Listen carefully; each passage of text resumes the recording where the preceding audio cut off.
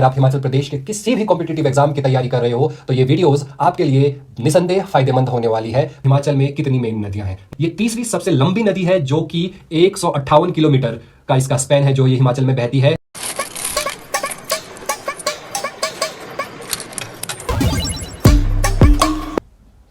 नमस्कार, स्वागत है आपका हमारे YouTube चैनल में एजुकेशनल वीडियोस के इस सफ़र में। मेरा नाम है सूरज सिंह खनान और हम हिमाचल के बारे में पढ़ रहे हैं। इससे पहले अगर आपने हमारी वीडियोस देखी है, हिमाचल का इंट्रोडक्शन और हिमालय के बारे में हमने पढ़ा है। हिमाचल में हिमालय की क्या भूमिका है इसके बारे में हमने पढ़ा है। Shivalik hills, mid Himalayas, greater Himalayas, इनमें जितने भी रेंजेस आती है उनके बारे में हमने डिटेल में पढ़ा है।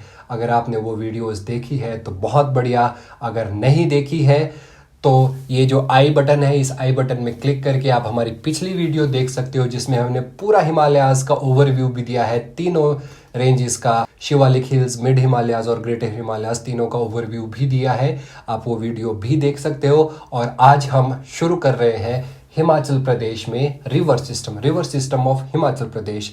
किस तरह से हिमाचल प्रदेश में जो 5 मेन नदियां हैं उनके बारे में हम थोड़ा सा एक इंट्रोडक्शन लेंगे, ताकि इसके बाद जब हम डिटेल्स में पढ़ेंगे, उनके ट्रिब्यूटरीज के साथ उनको पढ़ेंगे तो आपको चीज़ें समझने में आसानी हो जाए। ये बहुत छोटी सी वीडियो होने वाली है, आप इसको देखना, इसको स्किप करने वाला इसमें कुछ भी नहीं होगा।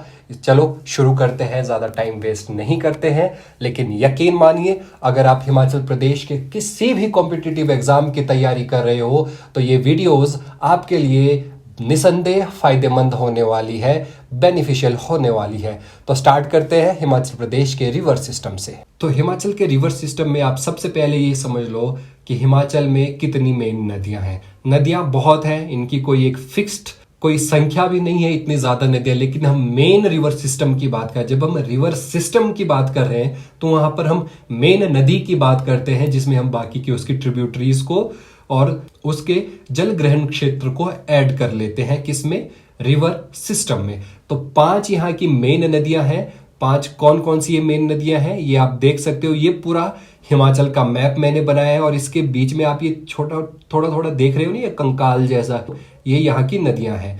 तो 5 नदियां हैं। 5 मेन नदियों में कौन कौन सी ये 5 नदियां हैं? एक ये है, कौन सी नदी है ये है चिनाब। और चिनाब का ओरिजिन कहाँ है? ये चिनाब का ओरिजिन यहाँ लाहौल स्पीति, यहाँ पे लाहौल स्पीति के बारालाचा पास से होता है चिनाब का ओरिजिन। चिनाब के बाद दूसरी नदी है रावी नदी, आप देख रहे हो, इसका ओरिजिन कांगड़ा से होता है। ये क्या है? ये कांगड़ा है। ये क्या था? ये लाहौल स्पीति था। ये कांगड़ा है, कांगड़ा के बड़ा बंगाल से। बड़ा बंगाल से कहां से हो रहा है ये? बड़ा बंगाल से। किसका ओरिजिन हो रहा है? रावी नदी का ओरिजिन होता है।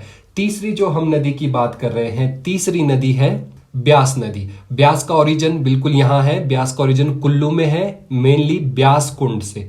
देखो एक चीज याद रखना है, चिनाब का बारालाचा बी से शुरू हो रहा है, रावी का बड़ा बंगाल बी से शुरू हो रहा है और ब्यास का ब्यास कुंड बी से शुरू हो रहा है। ठीक है, तो ये तीसरी मेन नदी है। और चौथी जो सबसे इंपॉर्टेंट नदी है, ये देख सकते हो आप, ये स्पीति नदी है। यहां से ये स्पीति नदी आ रही है और इसका मेन जो सतलुज है यहां से आ रही है। इसका ओरिजिन है रकस्ताल। रकस्ताल कहां है? ये रकस्ताल है मानसरोवर लेक।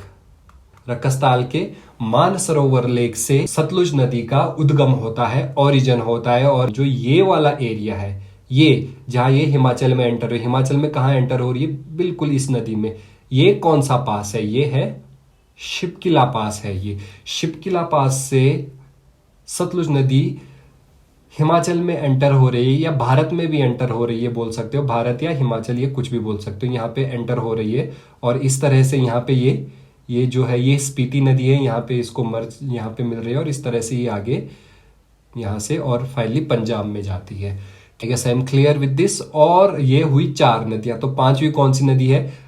5वीं है बिल्कुल ये नदी। ये कौन सी नदी है? ये है यमुना नदी। यमुना का ओरिजिन कहाँ है? ये यमुना का ओरिजिन है यहाँ पे यूके में। यमुना का ओरिजिन यूके में होता है और ये यहाँ पे सिरमौर में, यहाँ पे इस जगह से ये सिरमौर में एंटर करते हैं, एक ही डिस्ट्रिक्ट में बहती है और सिरमौर से ही बाहर निकल जाए तो कौन कौन सी चीजें याद रखने वाली। सबसे पहले चिनाब नदी के बारे में। चिनाब हिमाचल के ही लाहौल स्पीति डिस्ट्रिक्ट के बारालाचा ग्लेशियर से, बारालाचा पास के पास ही, बारालाचा से ही इसका ओरिजिन है। रावी का ओरिजिन भी हिमाचली ही है, हिमाचल का बड़ा बंगाल, और ब्यास का ओरिजिन भी हिमाचली है, हिमाचल का कुल्लू डिस्ट्रिक्ट का ब्यास कुंड। और जब हम सतलुज और यमुना की बात करते हैं, सतलुज नदी तिब्बत से आती है, तिब्बत में मानसरोवर लेक से, मानसरोवर में भी रकसताल एक और लेक है, मानसरोवर बहुत सारी लेक्स वहां पे हो सकती है, उनमें से रकसताल है एक। तो रकसताल से सतलुज नदी का उद्गम होता है, ओरिजिन होता है, शिपकिला से ये भारत में एंटर करती है और हिमाचल में भी शिपकिला से ये एंटर करती है। और उसके बाद हम जो पांचवी नदी है वो है हमारी यमुना। इसका ओरिजिन इंडिया है लेकिन हिमाचल नहीं है, इसका उत्तराखंड है, उत्तराखंड में सिरमौर डिस्ट्रिक्ट में सिर्फ ये बहती है। ये है 5 मेन नदियां। अब इन 5 मेन नदियों के बारे में मेन पढ़ने के लिए क्या जरूरी है, जो हमें बिल्कुल भी नहीं भूलना है, चाहे तो रट लो, याद नहीं रखा जाएगा, बार बार पढ़ोगे तो याद आएगा, बार बार सुनोगे, बार बार बोलोगे, बार बार लिखोगे तो ये याद रहने वाली चीज है। हम इसका ओरिजिन, लेंथ, वैदिक नेम, संस्कृत नेम और इसका कैचमेंट एरिया के बारे में हम पढ़ेंगे। तो क्या है, सबसे पहले हम सतलुज की बात करते हैं, सतलुज से ही शुरू करते हैं। सतलुज क्योंकि सबसे बड़ी नदी भी सतलुज ही है और ये फॉरेनर नदी है, मतलब चाइना से आ रही है ये नदी, तिब्बत से आ रही है, ठीक है। तो सतलुज के बारे में, सतलुज का जो ओरिजिन है वो ओरिजिन है मानसरोवर, तिब्बत है। मानसरोवर कहां है, तिब्बत, और तिब्बत के मानसरोवर के भी रकसताल से। रकसताल, इनमें से अगर भी ऑप्शन हो वो ऑप्शन सही है। मानसरोवर हो, रकसताल हो या तिब्बत हो, तीन ऑप्शन सही है। तो अगर स्पेसिफिक जाए तो रकसताल है। इसकी लेंथ जो हिमाचल प्रदेश में इसकी लेंथ है ये है 320 किलोमीटर। इसका वैदिक नाम, हम सबसे पहले वैदिक करेंगे, वैदिक नाम है शतुद्री और संस्कृत नाम है शतुर्दयी। वैदिक में शतुद्री और संस्कृत में शतुर्दयी कहते हैं। और कैचमेंट एरिया है इसका 20,000 किलोमीटर स्क्वायर। ये आगे कुछ लिखा नहीं है, यहां पे आप देख लो। और दूसरी जो सबसे बड़ी नदी है वो है ब्यास नदी, सबसे लंबी जो नदी है, सबसे लंबी नदी हिमाचल प्रदेश में सतलुज है, दूसरे नंबर पर ब्यास है। ब्यास का ओरिजिन है ब्यास कुंड, कुल्लू में ही है। 256 किलोमीटर लंबी नदी है। हिमाचल प्रदेश में कितनी बह रही है, 256 किलोमीटर। वेदों में या फिर वैदिक जो इसका नाम है वो है अर्जिक्या और संस्कृत नाम है इसका विपाशा। ब्यास ने अर्ज किया विपाशा को, ब्यास नदी ने अर्ज किया किसको, विपाशा को, अर्जिक्या।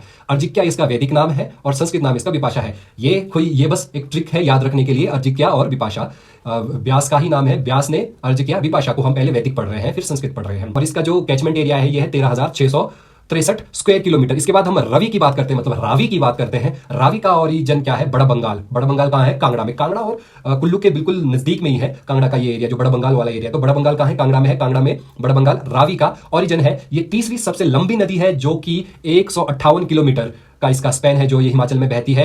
रावी पुरुष है इसलिए वेदों में पुरुषानी इसका नाम है, और इरावती से इसे प्यार है तो संस्कृत में इरावती है। तो रावी पुरुष है जिसे इरावती से प्यार है। रावी का वैदिक नाम पुरुष है और इरावती इसका संस्कृत नाम है। और कैचमेंट एरिया इसका 5,451 किलोमीटर स्क्वायर है, ठीक है। इसके बाद चिनाब की बात करते हैं। चिनाब बारालाचाला, मैं बोल चुका हूं पहले ही, बारालाचाला जो कि लाहौल स्पीति में है, चौथी सबसे बड़ी नदी है। 122 किलोमीटर ये बहती है। असीकिनी इसका वैदिक नाम है, वैदिक नाम इसका है असीकिनी, और संस्कृत नाम है इसका चंद्रभागा। चंद्र और भागा के मिलने से ही चंद्रभागा नदी बनती है। और चंद्र और भागा दो अलग अलग नदियां हैं, चंद्रा नदी और भागा नदी दो अलग अलग नदियां हैं। इनको ये जब मिलती है, तांडी एक जगह है, जब हम इसके बारे में, चिनाब के बारे में डिटेल में पढ़ेंगे, तांडी में मिलती है, वहां से चिनाब नदी का शुरुआत होता है। इसका नाम चिनाब नदी पड़ता है। इसको चंद्रभागा भी कहते हैं, संस्कृत नाम इनका चंद्रभागा। इसका जो कैचमेंट एरिया है वो 7,500 किलोमीटर स्क्वायर है।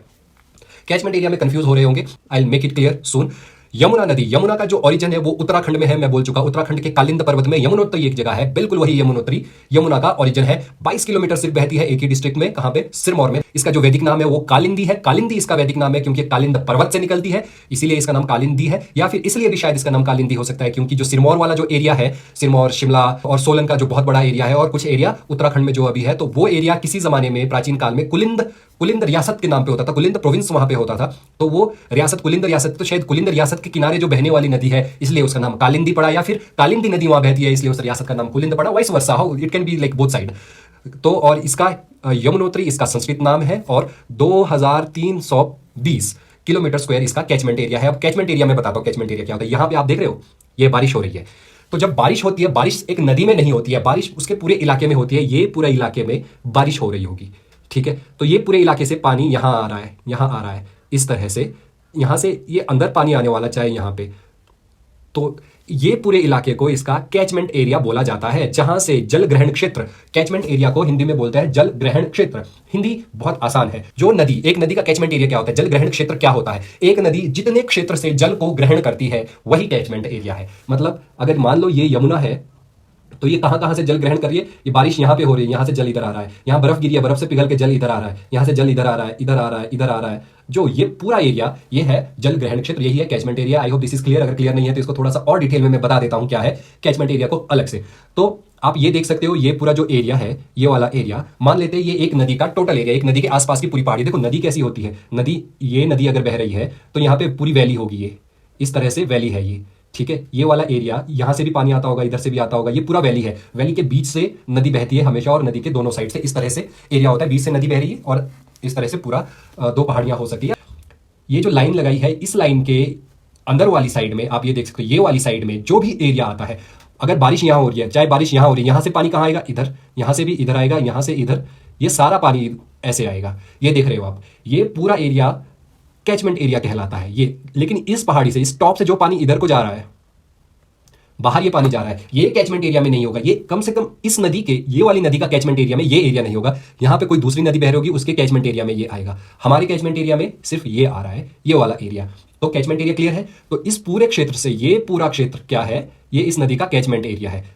तो ये वाला एरिया नहीं है, ये लेंथ है, इसको हम लेंथ ही बोलेंगे, ये कैचमेंट एरिया नहीं है। जबकि ये सारा कैचमेंट एरिया है। ये सतलुज का कैचमेंट एरिया 20,000 स्क्वायर किलोमीटर। तो मान लो ये सतलुज है, ये सतलुज बह रही है और ये पानी पूरा इधर, यहां से और यहां सब जगह से ये पानी ले रही है। तो इस पूरे क्षेत्र को, ये कितना क्षेत्र है सतलुज के लिए हिमाचल प्रदेश में, 20,000 स्क्वायर किलोमीटर। ब्यास का है 13,663 स्क्वायर किलोमीटर, रावी का है 5,451 स्क्वायर किलोमीटर, चिनाब का है 7,500 स्क्वायर किलोमीटर और यमुना का है 2,320 square kilometre. Clear clear clear. एक बार फिर से लेट्स रिवाइज। सतलुज नदी का जो ओरिजिन है वो है मानसरोवर, ब्यास का ओरिजिन है ब्यास कुंड, रावी का ओरिजिन है बड़ा बंगाल, चिनाब का ओरिजिन है बारालाचला और यमुना का ओरिजिन है यमुनोत्री। इन तीनों नदियों के ओरिजिन का नाम बी से ही शुरू होता है, ब्यास कुंड, बारालाचला और बड़ा बंगाल, ठीक है। सतलुज की जो लेंथ है, हिमाचल में बहती है, सबसे लंबी नदी है सतलुज, 320 किलोमीटर है इसकी लेंथ। सतलुज के बाद ब्यास है 256, 158 है रावी, 122 है चिनाब और सिर्फ 22 किलोमीटर है यमुना। ये लेंथ है। सतलुज का वैदिक नाम है शतुद्री और संस्कृत नाम है शतुर्दयी। और इसी तरह ब्यास का जो वैदिक नाम है वो है अर्जिक्या और संस्कृत नाम है बिपाशा। और रवि का वैदिक नाम पुरुषानी है और संस्कृत नाम इसका इरावती है। और चिनाब का वैदिक नाम है असीकिनी, असीकिनी या अशीकिनी या असीकिनी, और इसका संस्कृत नाम है चंद्रभागा, चंद्रभागा। यमुना का वैदिक नाम है कालिंदी, कालिंद पर्वत से निकलती है कालिंदी, वैदिक नाम है कालिंदी और संस्कृत नाम है यमुनोत्री। तो ये पूरी वीडियो हिमाचल प्रदेश के जो 5 मेन रिवर सिस्टम है उसके ऊपर पूरा डिटेल में, संक्षिप्त में, छोटी छोटी हर एक चीज याद रखने वाली चीज कि जल ग्रहण क्षेत्र आखिर होता क्या है, वैदिक नाम, संस्कृत नाम, इनका ओरिजिन कहाँ है और इनकी लेंथ कितनी है, मैं बहुत डिटेल में बता चुका हूं। इसके बाद अगली वीडियो में हम यमुना के ऊपर पूरी डिटेल में वीडियो बनाने वाले हैं। ये सारी चीजें तो हम कवर करेंगे ही करेंगे उसमें, साथ में उसकी ट्रिब्यूटरीज के बारे में, उसकी मैथोलॉजिकल कहानियां हैं, स्टोरीज हैं, उनके बारे में, इसके जो और किस नाम से यमुना को बुलाया जाता है। धीरे धीरे एक बार यमुना के बाद सतलुज, ब्यास, रावी, चिनाब, सारी 5 रिवर सिस्टम के बारे में बहुत डिटेल में, हम कुछ भी उसमें छोड़ेंगे नहीं। और कोई ना कोई क्वेश्चन एग्जाम में जरूर आता है। रिवर सिस्टम बहुत इंपॉर्टेंट है, एक भी क्लास मिस नहीं करनी है। ये 5 की 5 जो नदियां हैं उनके बारे में हम डिटेल में पढ़ेंगे। जरूर ये वीडियोस देखें। अगर आप कॉम्पिटिटिव एग्जाम की तैयारी कर रहे हो तो ये वीडियोस बहुत इंपॉर्टेंट रहने वाली है। अगर आपको हमारी वीडियोस पसंद आई है तो लाइक जरूर करें, हमारे चैनल को सब्सक्राइब भी कर दो। अपने कमेंट बॉक्स में अपने सुझाव, सजेशंस भी हमारे साथ शेयर कर सकते हो। कोई क्वेश्चन है वो भी बोल सकते हो। आप किस तरह की वीडियो चाहते हो और कैसी वीडियो चाहते हो कि हम आपके लिए अपलोड करें यूट्यूब पे, आप वो भी सजेशन अपने हमारे साथ शेयर कर सकते हो। अपने दोस्तों के साथ इस वीडियो को शेयर करना बिल्कुल भी मत भूलना। मुझे उम्मीद है कि आपकी तैयारियां अच्छी चल रही होगी। कॉम्पिटिटिव एग्जाम हिमाचल के बहुत सारे आ रहे हैं, आने वाले हैं, इवन चल भी रहे हैं, कुछ एग्जाम तो हो भी गए हैं। तो कोई भी एग्जाम है, सबके लिए ये वीडियोस काम आने वाली है। तो all the very best for your preparation. मिलते हैं अगली वीडियो में। बेल आइकन को दबाना मत भूलना ताकि अगली वीडियो का नोटिफिकेशन आप तक सबसे पहले पहुंच जाए और आप उस वीडियो को देख सको। तो मिलते हैं अगली वीडियो में, तब तक के लिए नमस्कार, जय हिंद।